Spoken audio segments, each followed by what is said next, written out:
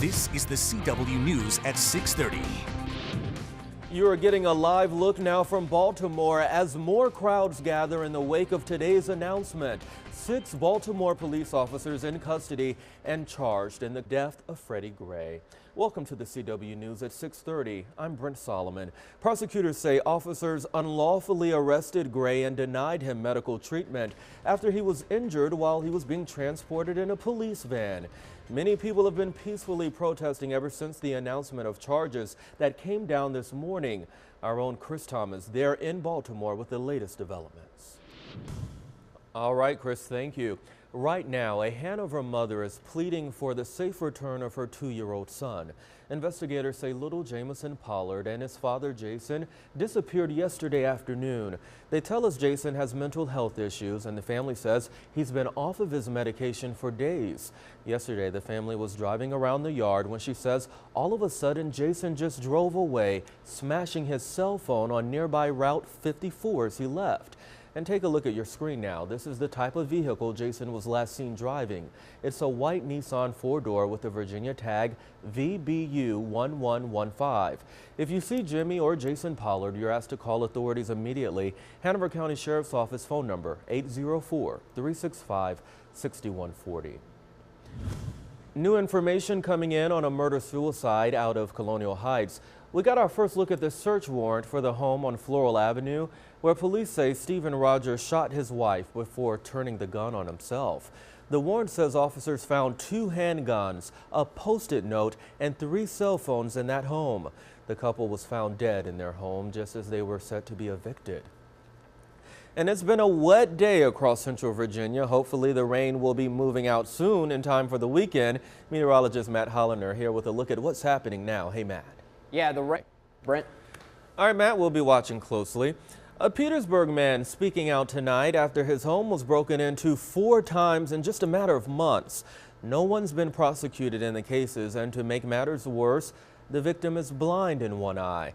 He questions if his condition is getting in the way of bringing the burglars to justice. Now Roger Atkinson has had enough. And I came home and the whole place all ripped apart. On 4 separate occasions, bold crooks have paid him a visit, ripping out his camera system, stealing televisions, electronics, and clothes from a business he owned. Baseball, football, basketball, sports novelties, and apparel. So you feel like these were people who knew what you had? Yes. The 64-year-old victim tells me he came home to see that intruder standing right here where I am right now, and he told police everything he saw. I shouted, "I have a gun," and he took off running. Police responded but never arrested a suspect for several months. Eventually, an accused burglar was taken to trial, but the case dismissed in court. Atkinson believes it's because he cannot see out of one eye. They said because I'm blind, and they said because I stumbled into one of the police officers, and therefore my vision came into question. And he doesn't want that to stand in the way of finding the criminals behind the other 3 break-ins. The system, once again, has failed me. Atkinson has constructed this makeshift gate at the back of his home to stop future intruders, but he says he won't have to worry much longer. I'm getting out of here, you know, and yeah, I'm getting out because this place, it's kind of hard to live anywhere when you are constantly reporting the crimes and nothing is being done about it.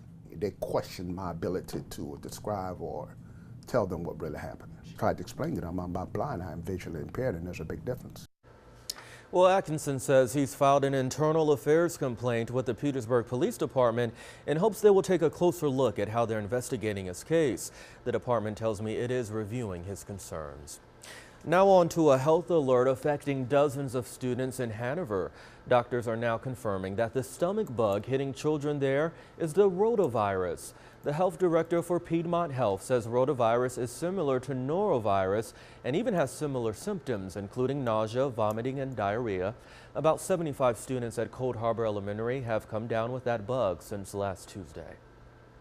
Well, an Iowa abduction suspect arrested in New Kent County pleading guilty to felony charges.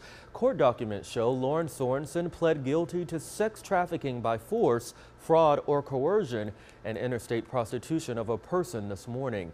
She will be sentenced in August and faces life in prison. Aldair Hodza's plea hearing was also this afternoon. And we are getting our first look at the man charged in connection to what police call a meth lab in a hot zone in Henrico. 44-year-old James Booth faces several charges, including drug manufacturing. Officers say a mobile meth lab made for a potentially explosive situation on Branch Road in Glen Allen yesterday. The area had to be shut down for 8 hours. All right, Rayvon Owen now sitting in the top 4 on American Idol. Now he's celebrating right here in his hometown. Hear what the Henrico native told us following his James Center performance. And a little girl from Chesterfield now battling a rare form of cancer. We'll share how you can help her family this weekend. That's all next at 6:30.